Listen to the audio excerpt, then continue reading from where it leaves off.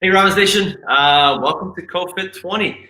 Thanks for coming out again. It's hard to believe we're getting through all of our classes here, but I want to introduce you to CoFIT-20 if you have not been here before. If you have been here before, thank you for coming back. I really appreciate it. So my name is Todd Robbins. I'm a physical therapist. I own Robbins Rehabilitation East here in the Lehigh Valley. And what myself and some other therapists decided to do is to start CoFIT-20. And what it really is the name is based on getting past the COVID-19. When we started this, we were all kind of packed in our houses and staying quarantined. And over this time period, things have opened up, which is very encouraging. So that's really good to see. But we're still getting information out to you guys. This is class number 18, I believe.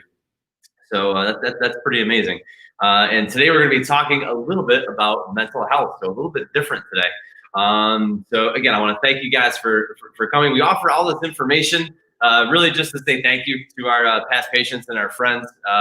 We've been around for 16 years, so we've got a lot of them. We wanted to give our patients something to work on at home when they were stuck at home, and some still are. We're open in all of our offices and treating patients now, which is very exciting. That's what we like to do. But we still want to get this information out to you guys.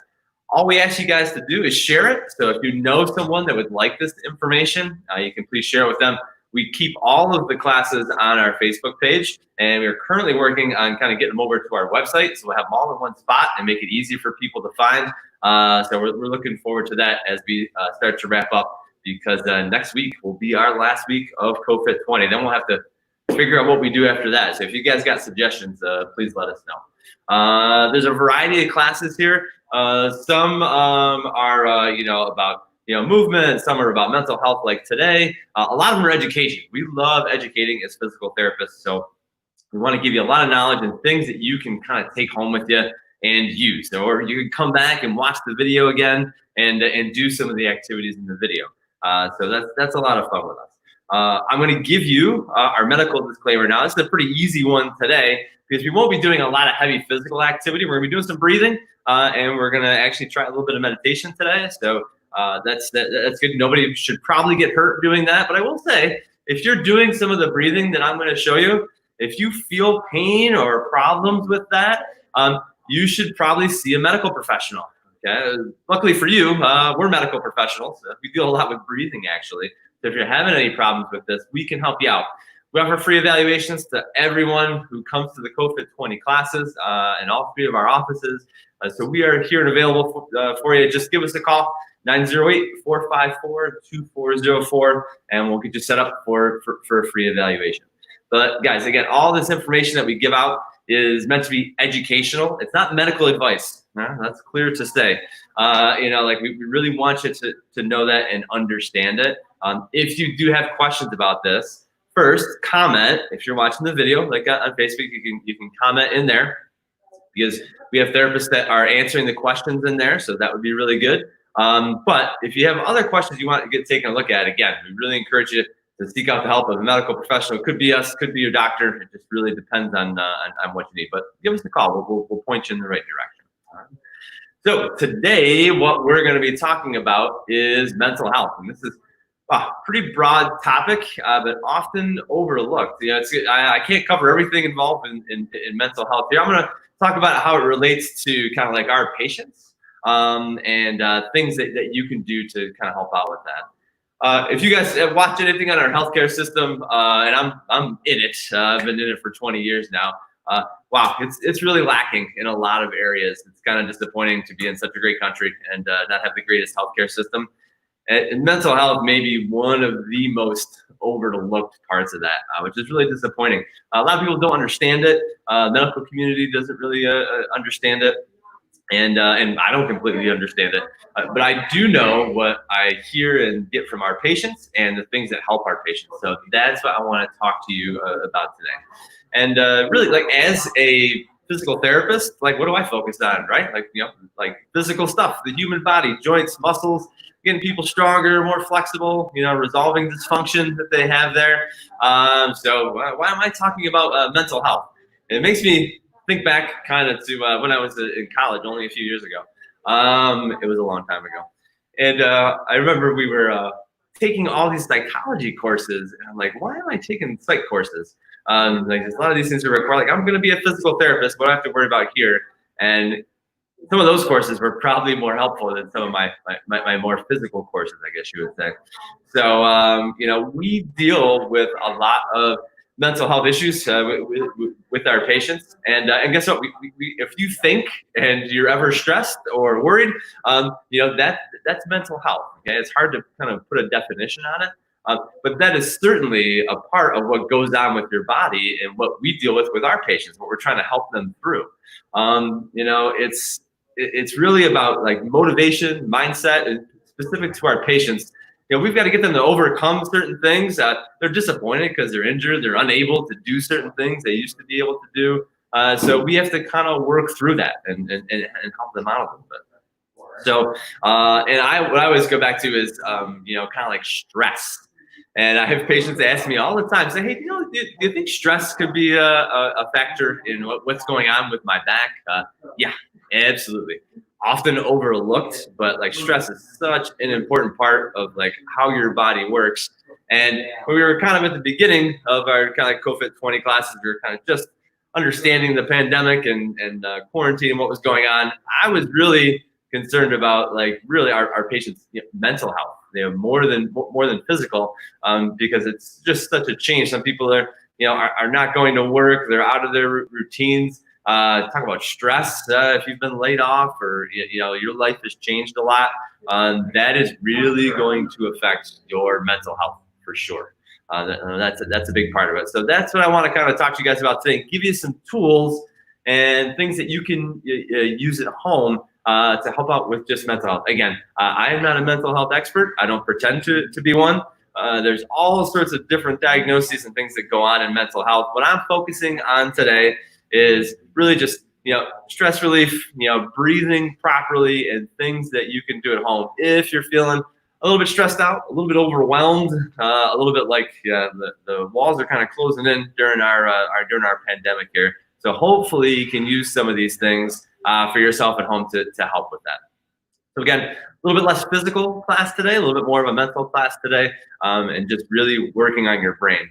And as like a physical therapist, again, like I'm always really focused on working on the human body and getting things physically fit and prepared. Wow, is the brain neglected? Like we do not even think about things that we should be doing for our mental health. So if nothing else today, I really want you to just kind of think about that and think, hey, I spend time, particularly if you're someone that exercises and is active, that's great for your body. What are you really doing, for your mind and for your mental health? Think about that and see if you can incorporate some of this stuff in along with your physical workouts. So one thing I wanted to start with is breathing. So this is physical and mental. Okay, so we need muscles to breathe, but breathing is so linked to kind of your brain. Obviously, it's an instinctive thing. If you had to think and remember to breathe all day, you'd be in trouble, right? So that is something that it just goes on in your body automatically, and we don't really pay attention to it. Because of that, a lot of my patients are breathing improperly, right? And there's no one right way to breathe, but I want to give you some guidelines on that and talk to you a little bit about that today, because breathing is a really, really important part of you functioning. You can last like 30 days without food. You can last a week without water. You can't last very long without air. So you need to breathe. If you stop breathing, you'd certainly be in trouble. But we breathe just like thousands of times a day, and a lot of people aren't really using the right muscles or the right technique to do it. And when we breathe, our brain feels better. I don't want to get into all the physiology of that, but we're going to start there, because then we're going to use that breathing technique when we do some more kind of like mental health training a little bit later here. So like I said, breathing is instinctive. You don't have to think about it, but most of the time it's wrong. Does anyone know what muscle that you use to breathe and how it works? That's always an interesting question. And I'm gonna bring my guy Skelly over here for us. So most people know, like your lungs are right here. This is where you keep air. Okay, you breathe air in. Okay, it goes into your lungs, and then you breathe the air out. All right, but how does that happen? Your diaphragm is a muscle that sits right here underneath your lungs. There's two big lungs right here. Your diaphragm is right here. And what happens is that diaphragm pulls down towards your pelvis. As the diaphragm pulls down, okay, air naturally comes in because of air pressure. All right, I won't get into the physics of air pressure either. It's kind of boring, but as you pull down here, air enters your body. So, but it's started and initiated by a muscle called your diaphragm right here. And we're going to talk today about more kind of diaphragmatic or belly breathing. You may have heard those terms before. So we're gonna go through that and try and go through just a little bit of testing and have you guys try it out. So all you need to do this, we're gonna need a chair to sit in, and you're seeing a little bit of a space to lay down. We're gonna start laying down because typically that goes a little bit better. So if you need to clear a little bit of space to lay down while you're doing the video, I want you to lay in flat on the floor. You can do it on your couch too, if you guys are hanging out on the couch. I want to go through some of that. But again, remember the diaphragm pulls down here, right? And what happens is my diaphragm pulls down, I have organs right here, right? So what happens? My belly should kind of expand. Diaphragm pulls down, it pushes that tissue out there. So that's what we call belly breathing, when I'm kind of getting some air into my belly. What many of my patients do, particularly if they've had cervical spine injuries, shoulder injuries, or have just never really breathed super properly, they are what we call chest breathers. So what you'll see is the muscles of the chest, they're up here, pull your ribs up, okay? So my buddy Skelly here, I can either pull down through my diaphragm, all right, and get air to come in, or I can pull up like on my ribs. Guess what? Pulling up on your ribs takes way more energy, and it's not really what those muscles are designed to support breathing, not like drive breathing, all right? Breathing should really be driven from your belly, so that's what I want to try out right now. So we're going to go find a flat area to lay down. I'm going to lay down on my table here and make sure I'm in frame. All right, so I'm going to lay down here. What I'm going to have you do is lay on your back. All right. And you can lay your legs flat. If this is uncomfortable for you for some reason, you can bend them up a little bit. But try and land flat. You're gonna relax your body. All right. I'm gonna have to talk towards you. So, but you're gonna be looking straight up here. Just kind of relax everything here. I want you to take one hand and put it on your chest, and one hand you're just gonna kind of put it on your belly. All right. So I talked a little bit. Don't think too much. I want everyone out there, just take a deep breath in.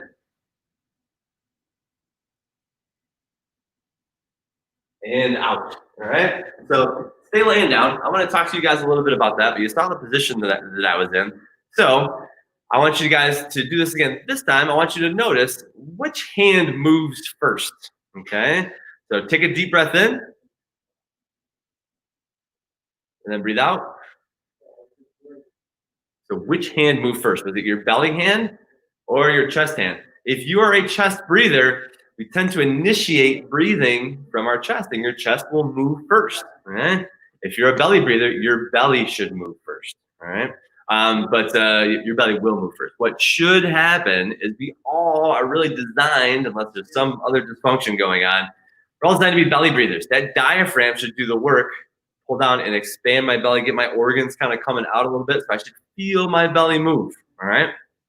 That's what a belly breather is. And if you were, like most people are, if your chest moved first, or they move both at the same time, or you didn't lead with your belly, then we're going to practice a little bit of breathing here. Okay? So what I want you to do is lay on your back, and we're going to test out one more thing. All right, so now you know the belly breathing part. So let's see if you can get your belly to move first. So let's lay on your back. All right, hand on belly, hand on chest. Breathe and try and get the leading thing to be your belly expanding out as that diaphragm pushes down. Okay, so you're breathing out and back. All right. Now this time I want you to take a breath, and I want you to notice whether you breathe in or out through your nose or through your mouth. All right, don't think about it. Just do it. Take a breath. Good. And breathe out. Good. So if I'm training breathing, and there's all different reasons why you might breathe with your nose or your mouth, but I want to intake air through my nose. Okay, now I want to exhale out my mouth. All right, lots of different reasons for that. It's really how we should be intaking air. But a lot of people are what we call mouth breathers. So they breathe in through their mouth. The mouth is open. They're taking the air in here, and going out here. So it's just kind of like one passageway. Some air will go through your nose, but we want to get both passageways working. So what I'd like you to do, and if you have allergies right now, this might be tough, okay? So if you're kind of stuffed up and everything, this might be challenging. But what I want you to try and do is do your belly breathing, and then also breathe in through your nose and out through your mouth. All right. Let's try a little bit of this, guys. So you're going to be laying on your back, hand on your belly, head on your chest. We're just going to go through some of this. Take nice deep breaths when you do it. Okay. So in through your nose. Good. The belly should be expanding and coming out, and then out through your mouth. Good. So in through your nose. Let's just keep doing a few repetitions of this. And out through your mouth. You guys may have heard use the word repetition. Like, oh, it sounds kind of like exercise, right? Guess what? Breathing can be exercised. You know, if this is different than how you normally breathe, this is an exercise activity for you. Let's keep working on this. Another thing I want you to think about, well, I mean, should my chest move at all? Or is it all belly? Your chest is going to move. And again, everyone's going to be a little bit different. But like a general rule of thumb is that the first kind of 60 to 75% of motion of my breath coming in should really be a lot driven by my belly. But then my chest can turn on, okay, and expand too. Because as I take in more air, what happens to my buddy Skelly here, right? So I'm taking in air, what happens? The chest expands. That's why the ribs move like up and down. That's why all this cartilage is here, so that they can move and expand. Air comes into the lungs, okay? And as you breathe deeper and deeper, I expect the ribs to kind of come up a little bit more and expand more, to make room for the air in your lungs. And as you relax, they go down, okay? So I want you to think about that. So again, the first like 2/3 or 3/4 of that breath should be mostly in your belly, and then your chest can move. That's okay. I expect your chest to move as you take a deeper breath. A lot of these breaths you guys are taking at home may also be like deeper than you normally would, because now you're just calm and relaxed. You're laying down, listening to me. So yeah, take deeper breaths, but this isn't necessarily the way you're always going to breathe like everywhere, particularly if you're exercising or working on something in the yard or anything like that. You're being active, your body's going to do different things. But the more that we train this breathing and practice it, the more our brain says, oh, this is how I want to do it. And I was used to be a very heavy chest breather. It just from different, like, well, first of all, I had no idea what I was doing. And then played lots of sports and things like that. So there's a lot of time where my body's trying to suck in air as fast as possible. So I'm going to be a mouth breather. And I'm just going to, like, my chest is just going to, like, try and suck all that wind in. But now I do notice that I've practiced this for years, a long time. Like, just naturally, my belly goes like where it should, because I told my brain that's what I wanted to do. So this just takes practice and repetition. So you guys still breathing at home? I think I can hear you. Again, let's try a few more breaths, and then I want to get to a sitting position. So just to review that again, if you're laying down, belly and chest in through your nose and out through your mouth. In through your nose, leading with the belly first. Out through your mouth. Now you're doing this laying down on your back because that's really the easiest way for us to do this and train it. That's right. When I have patients that are struggling with breathing, I kind of start there, all right? But obviously we have to breathe in different environments, right? So if you guys feel good about the laying on your back breathing, you can do it there. If not, you can keep practicing there, all right? If you're feeling like you're ready to move on, let's go to sitting. All right? So I'm just gonna grab a chair and sitting here. So now I still have to breathe here, right? But wow, my body's in a different position, isn't it? All right? My hips are flexed up and my belly's a little more compressed. So it's a little bit more challenging for me to be a real good belly breather here, but you guys are really good at home, so I bet you can do it. So same idea, hand on belly, hand on chest. You're gonna breathe out through your belly.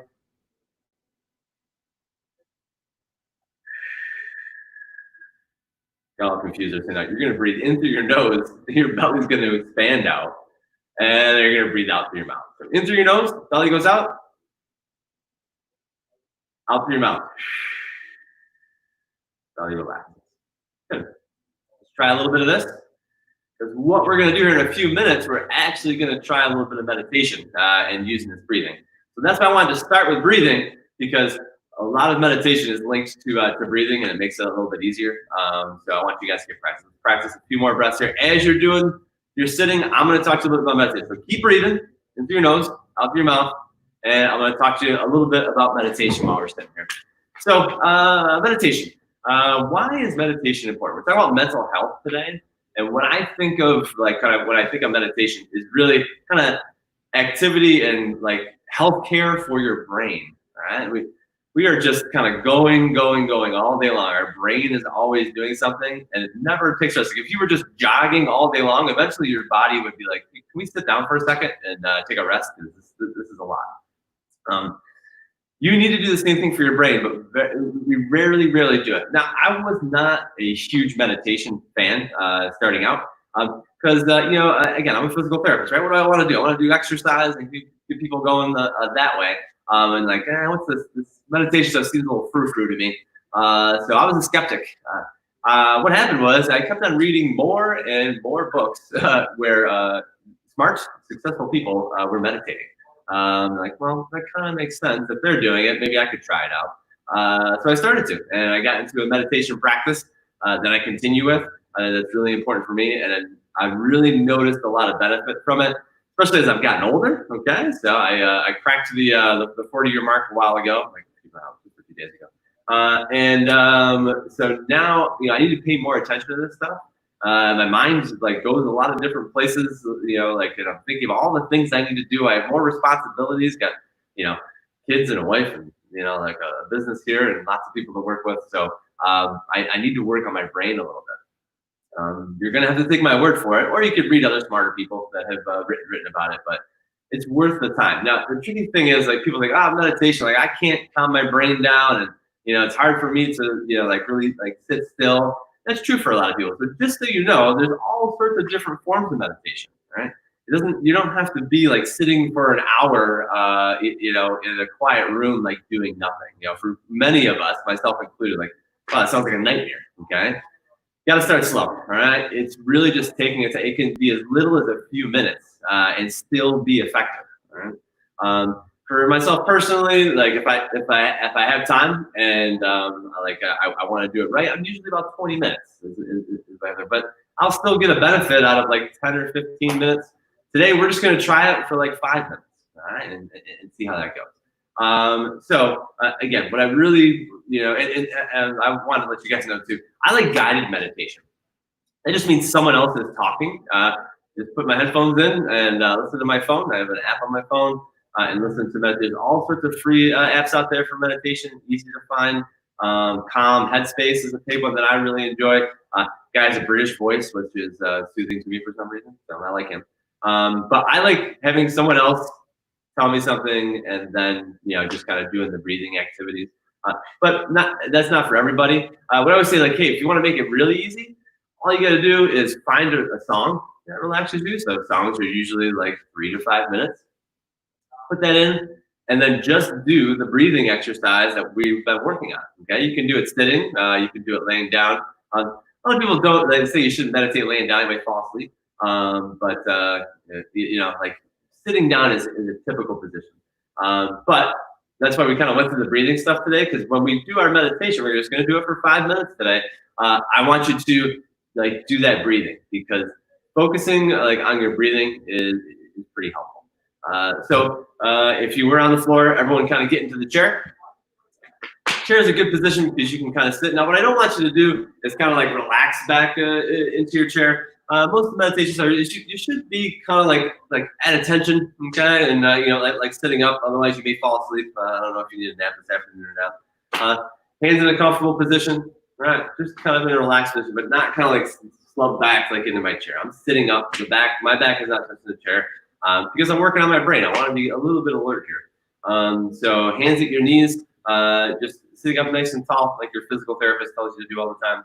And we're gonna try this out. So what's gonna happen is Ryan's back in the studio. He is going to switch over to a quick YouTube video with the second best Robbins out there, Tony Robbins.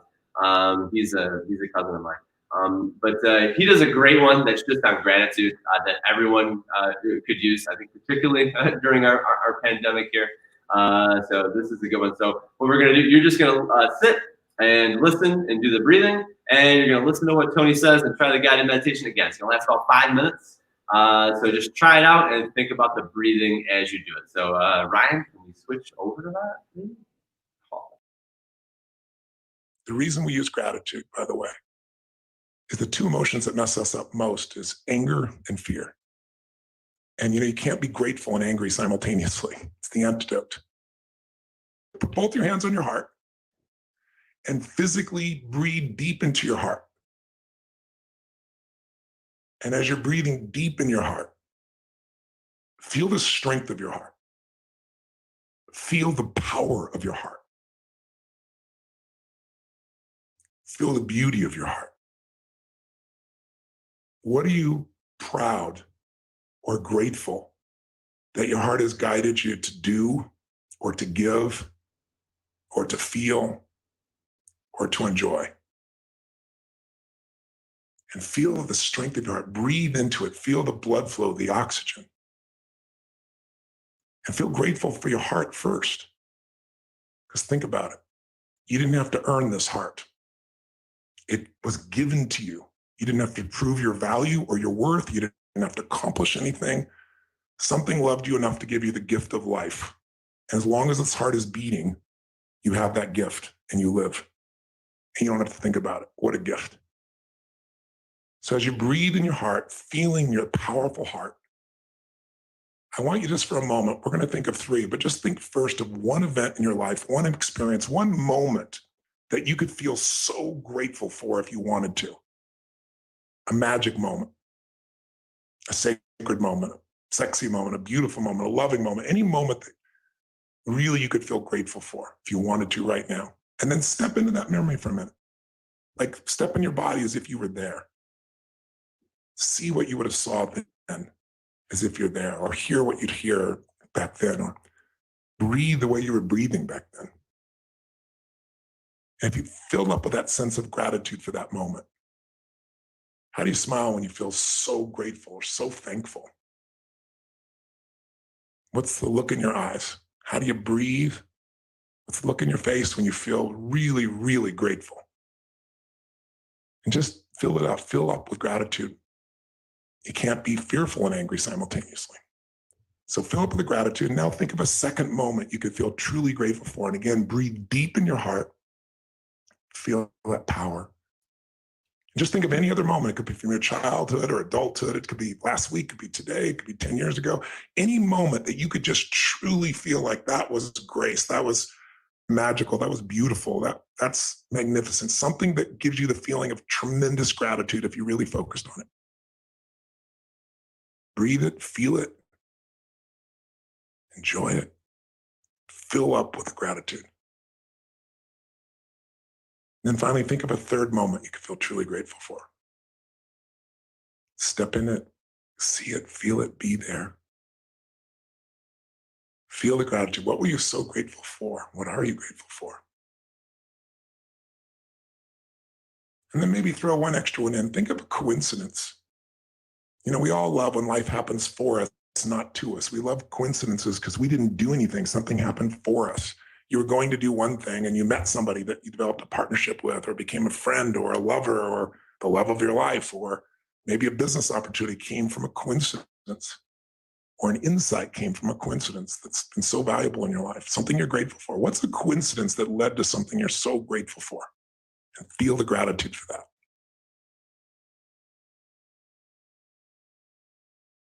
And was it a coincidence or were you guided? Now, as you breathe in your heart, you've been doing this for about 2 minutes. Keep breathing, keep feeling it, feeling grateful. Let's use this state to solve the problem state.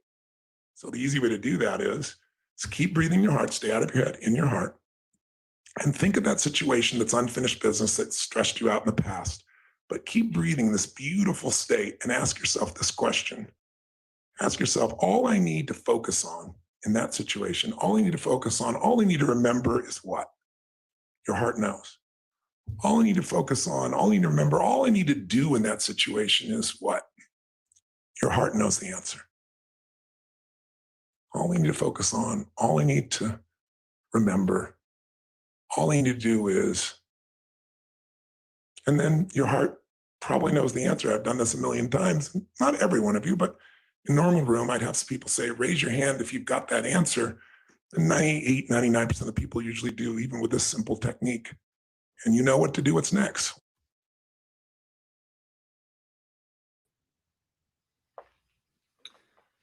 All right, I think we're back here.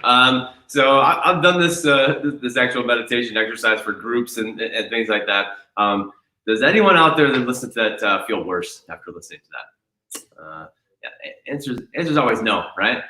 It was 5 minutes, all right, and you'll see really the tactics of meditation. They're all a little bit different, but it's not just like, well, sit there and think of nothing. So what does Tony do? He gives you some things to think about that you're grateful for and things that are like good. But what does our what does our monkey mind do all day long? It just think, this is what I got to do. Well, I better, I got to get into work at this time. Here's all the things on my list I need to do. I got to remember to do this at home. I got to pick this up on the way home.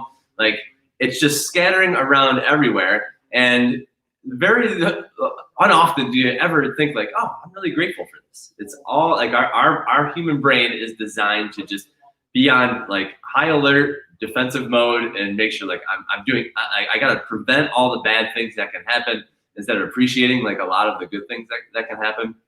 So this is a simple 5 minutes that if you did this, like after doing this for 5 minutes, everyone feels a little bit better.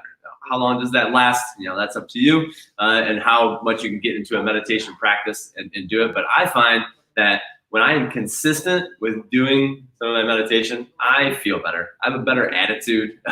I deal with disappointment and things that go wrong, like just little and big things that go wrong in my day. It's easier for me to deal with them.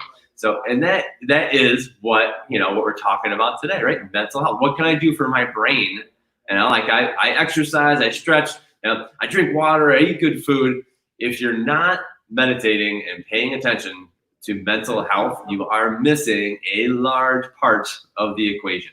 So that was, again, like a little bit of dipping your toe in the water of meditation if you've never done it before. Just 5 simple minutes where you're just grateful for things. So that's good. And guys, that's one kind. God, there's a million different types of meditation and things to think about. You find what works for you. That one works for me. I like a good gratitude meditation. But everyone's is a little bit different, and there is tons of information on the internet, tons of guided meditations. So to say that I don't have access to that, or where am I going to find that? That's not an excuse. If you have Google, you're going to be fine. So check some of that stuff out. And again, this is really exercise for your mind, all right? Trying to calm things down, like just trying to, get all the kind of like thoughts like, here's all the stuff I need to do that's like driving me nuts and bringing me to like a high stress level, like during the day. Like, wow, I feel a lot less stressed after I did that. I'll tell you right now, I had a stressful morning. I had to run around, get a bunch of stuff done. I got to make sure everything's set for our video today. I got some patients in the morning. Oh, I got to pick up stuff after work today. I got to call this other patient. Like, I'm just, poof. And then after doing that for 5 minutes, I'm like, what am I worried about? So I encourage you guys to really start doing it. You can rewatch that video. You can look him up on YouTube. There's longer versions of it, shorter versions, whatever you need, but it doesn't need to be a long period of time. Just try and get that in. Try and take some time for your brain, like once a day. Twice a day would be even better. So your homework that I'm going to give you, I like to give people a little bit of homework after we're done with our CoFIT class. Guys, just try this out. Find 5 minutes. See, if you can do that, for like a week, and see if you feel any different. Right? See if your mindset's different. See if your motivation is different. It's be very hard pressed to find someone who actually did it and it didn't feel a little bit better from doing it. And it just builds on itself like compound interest. You just gotta keep doing it. And whenever, and I fall off track and like I'm busy, and I know like I haven't meditated in a few days. Like I can kind of feel it. So if you fall off track, just get back on. You'll be in good shape. All right. So. Guys, thank you so much for coming to our mental health session on CoFIT-20. I'm really excited to kind of get this out. You've been able to not listen to my voice like all the time. We have great therapists that are on here, so I encourage you to go back and take a look at any classes that you haven't seen before. They're on our Facebook page. So like our Facebook page, share it, and we're also working on getting them on our website too. So again, the next week will be our last 2 classes of CoFIT-20, Wednesday and Friday at noon. We have some exciting stuff coming for you. And then we'll see where we go from there. I'm having some fun hanging out with you guys virtually, so maybe we'll keep this up. If you have suggestions or comments, please let us know. Just type them in there. We'll take a look at them. And remember, if you had trouble breathing today, or you had pain in like your ribs or anything with breathing, get that checked out. Breathing is an important part of everything you need to do, just like your mental health is. So we'll see you guys on Wednesday of next week. Hope you had fun. Hope you learned something today. So until we see you again, be safe, be positive, be strong, and we'll see you next time at CoFIT 20. Thanks, guys.